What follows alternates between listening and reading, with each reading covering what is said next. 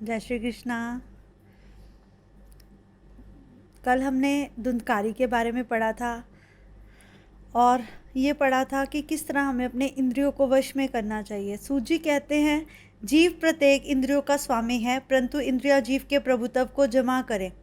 जीव इंद्रियों के अधीन हो जाएं, जीव कलुषित हो जाता है, मन ईश्वर के साथ मैत्री भाव में लग जाता है। धुंधकारी अनिष्ट मार्गों पर अर्थोपार्जन कर रहा था। वह राजा के महल में चोरी करने लगा, अलंकार आदि चुरा लाया, क्योंकि उसे वैश्यों का संग प्राप्त हो गया था।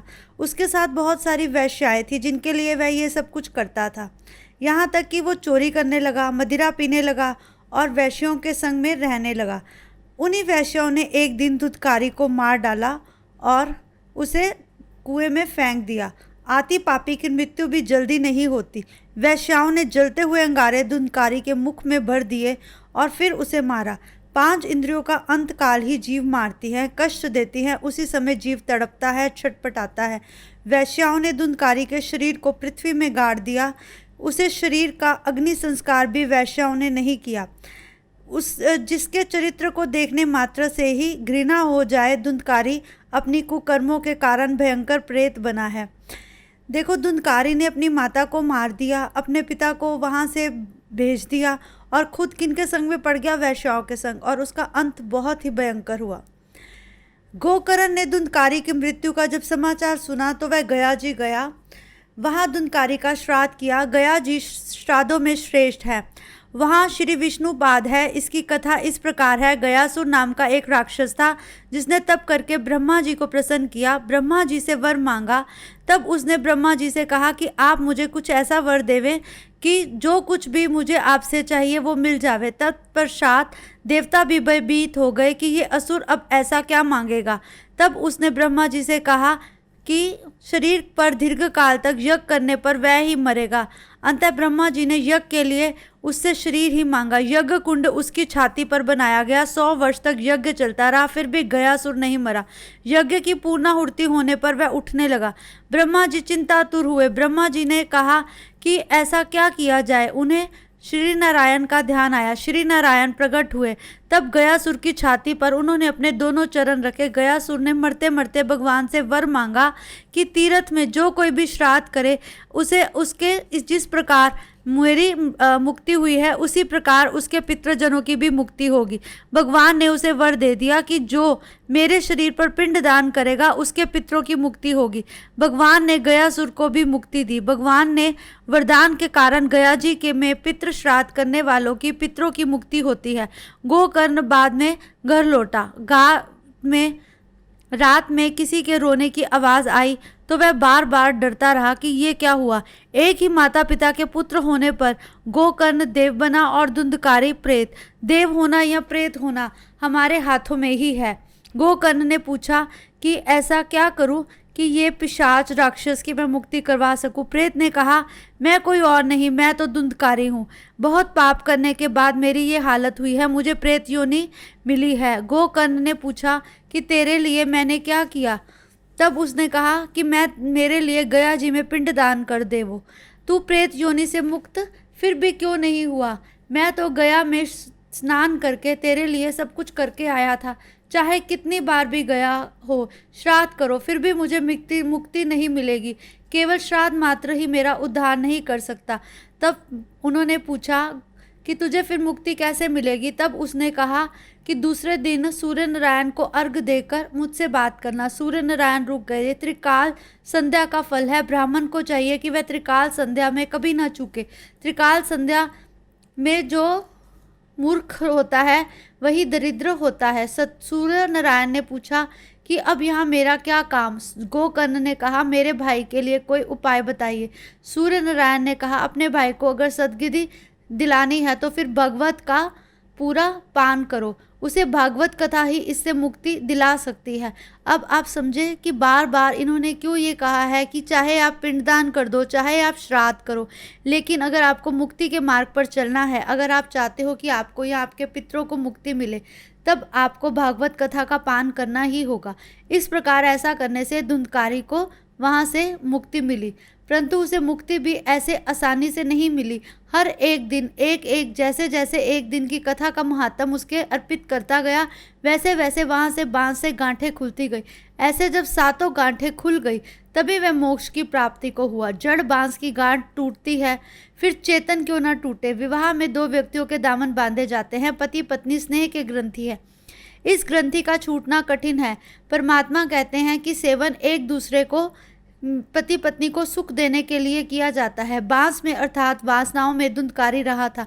बांस की 7 गांठ, इसी प्रकार शादी की 7 गांठ होती है, परंतु हर गांठ के साथ ये मानना चाहिए कि हम दोनों एक दूसरे के साथ सुख दुख बांटेंगे, परंतु उसका अर्थ ये है कि साथ साथ में भक्ति मार्ग को भी नहीं छोड़ना चाहिए। सिर्फ वासना में आसक्त ही नहीं रहना चाहिए। पहला नारी की आसक्ति यानी कि पति पत्नी की आसक्ति, दूसरा पुत्र की आसक्ति यानी कि पिता पुत्र की आसक्ति, तीसरा वैवाहिक आसक्ति, द्रव्य की आसक्ति, पांचवी कुटुंब की आसक्ति, 6वीं घर बार की आसक्ति, 7वीं गांव की शहर की आसक्ति। इन सभी आसक्तियों का त्याग करने के बाद ही मनुष्य इससे छूट सकता है। शास्त्र में काम, क्रोध, मोह, लोभ, मद ये भी 7 ही गांठें हैं। इनमें जीव बंधा हुआ है। जीव के हर चीज में 7 चक्रों में फंसा हुआ है। मनुष्य के शरीर में भी 7 ही चक्र होते हैं। ये कुछ लोग जानते होंगे, कुछ नहीं, कि हमारा शरीर 7 चक्रों से बना हुआ है, और अगर इनमें से कोई एक भी चक्र जो है ना हमारा ठीक रूप से काम नहीं करता ना, तो मनुष्य का शरीर पूरा का पूरा इम्बैलेंस हो जाता है। बहुत से ऋषि मुनियों ने इस बारे में बतलाया है, लेकिन हम लोग ये अपनी पुरानी संस्कृति पूरी तरह से भूल गए हैं। अगर हमारे चक्र हमारे पूर्ण रूप से काम नहीं करते ना, तो हम कुछ भी नहीं हासिल कर सकते। इसीलिए कहते हैं मनुष्य को अपने 7 चक्रों का ध्यान रखना चाहिए। श्रीमद् भागवत कथा इसका एकमात्र उपाय है। श्रीमद् भागवत कथा हमारे 7 चक्र खोलने में पूर्ण रूप से सक्षम है। एक गृहस्थ का नियम था कि वह 12 वर्षों तक कथा सुन रहा था। एक ब्राह्मण रोज कथा करने के लिए आता। एक दिन सेठ बाहर जाने के लिए प्रसंग हुआ। कथा श्रवण करने के नियम को अब कैसे छोड़ सकता था। उसने ब्राह्मण से कहा कि कल मैं कथा नहीं सुन सकूंगा, परंतु मेरा हृदय बहुत उदास है क्योंकि ये 12 वर्षों का नियम है। मेरे नियम का क्या होगा? तब ब्राह्मण ने कहा कि अगर तू चला जाएगा तो तेरा पुत्र कथा सुनेगा। गृहस्थ ने पूछा कि ऐसे क्या होगा? ब्राह्मण ने कहा 12 वर्ष से तुम कथा सुनते आए हो, फिर भी कुछ नहीं हुआ। हो सकता है तुम्हारा पुत्र के कथा सुनने पर कुछ हो। यजमान कहता है हम तो हर रोज कथा सुनते हैं, फिर भी हमारे जीवन की एक भी गांठ नहीं खुलती, तो 7 दिनों में 7 गांठें कैसे खुल जाएंगी? इसीलिए वो कहते हैं कि भगवत कथा सुनने वाले श्रोता के ऊपर ये सब कुछ निर्भर करता है। मनुष्य का स्वभाव ही ऐसा है कि जब कोई उसके साथ ज्ञान या वैराग्य की बातें करता है तो वह मनुष्य उसे बिल्कुल भी पसंद नहीं आता। तो फिर परमात्मा द्वारा बतलाया गया ज्ञान कैसे संभव होगा? इसलिए इस पुस्तक में लिखा गया जो भी शब्द है वह श्री कृष्ण के भाव है। श्री कृष्ण ने ये सब कुछ करने के लिए व्यास जी को तत्पर किया। इसीलिए इसमें मनुष्य को ये समझना चाहिए कि ये ज्ञान कोई मनुष्य नहीं, स्वयं भगवान दे रहे हैं। जैसे गीता का ज्ञान का बहुत महत्व है, ऐसे ही श्रीमद् भागवत पुराण जिसमें स्वयं श्री कृष्ण ने व्यास जी से सब कुछ लिखवाया, तो इसका महत्व जाने कितना होगा। हम गीता के 18 अध्याय पढ़ के अगर मुक्ति प्राप्त कर सकते हैं, तो जब हम श्रीमद् भागवत कथा का प्रसाद ग्रहण करेंगे तब हमें मुक्ति क्यों नहीं मिलेगी। धुंधकारी की कथा आप सब ने सुनी। धुंधकारी के बाद अब आप कुछ तो समझ गए होंगे। गोकर्ण ने पार्षदों से पूछा केवल धुंधकारी को लेने के लिए विमान क्यों आया, जबकि ये कथा तो और भी बहुत से लोगों ने सुनी है। ऐसे ही परीक्षित जी के समय हुआ था कि परीक्षित जी को लेने स्वयं विमान आया था, तो बाकी क्यों नहीं। वो यही कहते हैं कि श्रोता के ऊपर ये निर्भर करता है।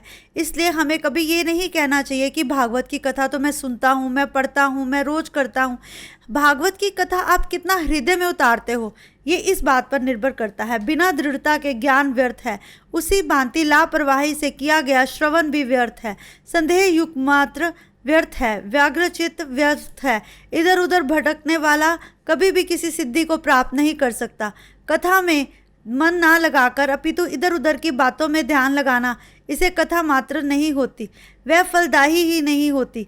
कथा सुनते समय हमें हमारा तन मन धन भूल जाना चाहिए। देह देहात्मा की विस्मृति होनी चाहिए।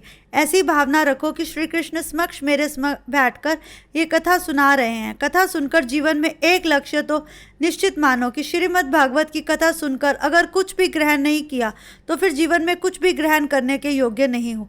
सबको प्राप्ति हुई कि धुंधकारी की तरह हमने कथा सुनी, अतः हमें मुक्ति क्यों नहीं मिली। उस समय ये लाभ सबको सता रहा था। तब श्रावण मास में दूसरी बार कथा सुनाई गई। कहते हैं साल में 4 मास ऐसे होते हैं जिनमें इस कथा का बहुत महत्व है। उस समय महारानी भक्ति वहाँ प्रकट हुई, ज्ञान और वैराग्य के साथ आए। तब महारानी भक्ति ने अपने इच्छा व्यक्त की कि ज्ञान और वैराग्य के साथ उन्हें भी मुक्ति की प्राप्ति हो। ज्ञान और वैराग्य बिना भक्ति के मुक्ति नहीं मिलती। भक्ति महारानी आनंदित हुई। ज्ञान वैराग्य के साथ वह नृत्य करने लगी। मूर्छित हुए ज्ञान वैराग्य फिर से उठकर नाचने लगे। गोकर्ण के सभा मंडप में भगवान प्रकट हुए। उन्होंने गोकर्ण से कहा कि मैं तुम्हारी कथा कीर्तन से बहुत प्रसन्न हूँ। तुम जैसे वक्ता बहुत कम मिलते हैं, तुम मुझसे कोई वरदान मांगो। तब उन्होंने कहा कि श्री कृष्ण ऐसी मुझ पर दया करें कि मैं ये कथा और कीर्तन का भाव लोगों को देता रहूं। ऐसे वैष्णव भक्त जिनकी मैं मुक्ति करवा सकूं, ऐसी सद्गति मरते समय मुझे भी प्राप्त हो। वैकुंठ में जो आनंद मिलता है वह कहीं नहीं, ऐसे ही श्रीमद् भागवत कथा में जो आनंद मिलता है वह कहीं नहीं, परंतु इसे प्रेम पूर्वक किया जाना चाहिए। इसे ये सोचकर नहीं करना चाहिए कि इससे केवल मुक्ति मिलेगी। मुक्ति भी तभी मिलेगी अगर हम इसका एक एक शब्द अपने हृदय में उतारेंगे। सत्कर्म विधि पूर्वक किया गया ज्ञान ही सब कुछ प्राप्त करवा सकता है। धर्मराज के पास आकर एक याचक ने दान मांगा। धर्मराज ने उसे अगले दिन आने को कहा। भीमसेन ने इस बात को सुनते हुए विजय दुदंबी बजानी शुरू कर दी। सबने सोचा कि भीमसेन कहीं पागल तो नहीं हो गया, क्योंकि विजय दुदंबी विजय के सामने ही बजाई जाती है। भीमसेन ने इसका कारण पूछा तो उन्होंने कहा कि तुम चिंता मत करो। वह जान गए कि अगले दिन कुछ ऐसा होने वाला है जो सिर्फ धर्मराज ही जानते हैं। धर्मराज ने इस काल विजय के उपलक्ष्य में दुदंबी बजा रहे थे। धर्मराज को अपनी इस भूल का तुरंत ही ज्ञान हो गया। उन्होंने कहा कि अर्थात जानकी नंदन भगवान श्री राम भी नहीं जान सके थे कि प्रातः क्या होगा। धर्मराज कौन है? तुरंत वापस बुलाया और यथा योग्य दान दिया। सत्य कर्म तत्काल करो, भव रोग की औषधि भागवत कथा है। कहते हैं कभी भी खुद पर ना ये सोचकर अहंकार मत करो कि मैं हर चीज़ का ज्ञाता हूँ। भगवान श्री राम ने भी ऐसा ही बतलाया है। जीव मात्र रोगी है, सबसे दुखदायी तो रोग है जो जीव का ईश्वर से वियोग। इस रोग का निवारण के लिए श्रीमद् भागवत का आसरा लो। श्री कृष्ण विरह रूपी रोग को दूर करने के लिए औषधि भागवत शास्त्र है। रोग की परिचर्या के समय आहार विहार आदि के कुछ नियम हमें मानने ही पड़ते हैं। ये अति आवश्यक है। शुभ मुहूर्त में कथा करनी चाहिए। कथा को सुनने के लिए वक्ता को कुछ लक्षण बताए गए हैं। पहला लक्षण तो ये है कि विरक्त भाव होकर कथा करे, अर्थात कथा ऐसे करे कि जो मेरे साथ साथ कथा कर रहा है उसे भी मेरे साथ साथ प्रभु की प्राप्ति हो। श्री सुखदेव जी ब्रह्म दृष्टि वाले थे। कहते हैं कथा करने वाले के मन में ऐसा भाव नहीं होना चाहिए कि परमात्मा मुझ पर अपना भाव रखे। उसे ये सोचना चाहिए कि मेरे साथ साथ सुनने वालों पर भी परमात्मा अपनी कृपा दृष्टि करे। प्रत्येक नर नारी का बद्ध भाव से देखो। सूजी सावधान करते हैं कि क्या अर्थ है वैराग्य का। तब वह कहते हैं कि जगत को त्याग की आवश्यकता नहीं अपितु ज्ञान की आवश्यकता है। जगत को भक्ति की आवश्यकता है। जगत ये भूल बैठा है कि काम क्रोध मोह से कुछ भी प्राप्त नहीं होगा। उसे अपना अहंकार त्यागने की आवश्यकता है। वक्ता अति निष्प्रिय होना चाहिए। द्रव्य का मोह उसे नहीं होना चाहिए। कहते हैं जो वक्ता बिना किसी पैसे के बिना किसी चीज़ के ये कथा करता है परमात्मा उस पर अति प्रसन्न होते हैं। जो मनुष्य कीर्ति के मोह में फंसा हुआ है, जो ये चाहता है कि अगर मैं प्रभु की गाथा का गुणगान कर रहा हूँ उसे भी मुझे द्रव्य की प्राप्ति हो, उसे ये कथा नहीं करनी चाहिए। भागवत कथा तभी करें और तभी श्रवण करें जब आप इस कथा को मन लगाकर सुने। ऐसा नहीं करना चाहिए कि आप 2 मिनट के लिए सुने, फिर कुछ पल के लिए कहीं खो जाएं, फिर कुछ पल के लिए सुने, फिर कुछ पल चिंताओं में व्यक्त हो जाएं। वक्ता और श्रोता को चाहिए जब इस कथा का चिंतन हो रहा हो तो आँख, मन, वाणी, कर्म पांचों इंद्रियां इसमें लगा दें। मन स्थिर करने के लिए ये कथा बहुत आवश्यक है। ब्रह्मचार्य पालन ऐसा हर मनुष्य को कोशिश करनी चाहिए। इस कथा के समय क्रोध नहीं करना चाहिए। वक्ता को चाहिए कि इस कथा करते समय पाप मत करे। कथा का श्रवण करने वाले वैष्णव को अगर सही मन से कथा सुने तो वह कभी भी यमपुरी को नहीं जाते, उन्हें लेने स्वदेव आते हैं। हे बैकुंठ, वे बैकुंठ में जाते हैं। भगवत कथा का श्रवण करने मात्र से ही इंसान भगवान से जुड़ जाता है। जब एक बार इंसान इस कथा का दिल से श्रवण कर लेता है, फिर उसे पाप व्यापते भी हों तो भगवान समय समय पर उसकी दृष्टि में ये डालते हैं कि तेरे लिए क्या सही है क्या गलत। जय श्री कृष्ण। आज हमने बहुत अच्छी अच्छी बातें सीखी। हमने देखा कि ये कथा कहाँ से कहाँ ले जाती है। कोशिश करेंगे अगर इसमें से कुछ कुछ बातें अपने मन में ना उतार सके। मुझे ये सच में कहती हूँ, ये पढ़ने के बाद ना फिर से मन करता है कि एक बारी ना बस इसे बार बार सुने। जय श्री कृष्णा।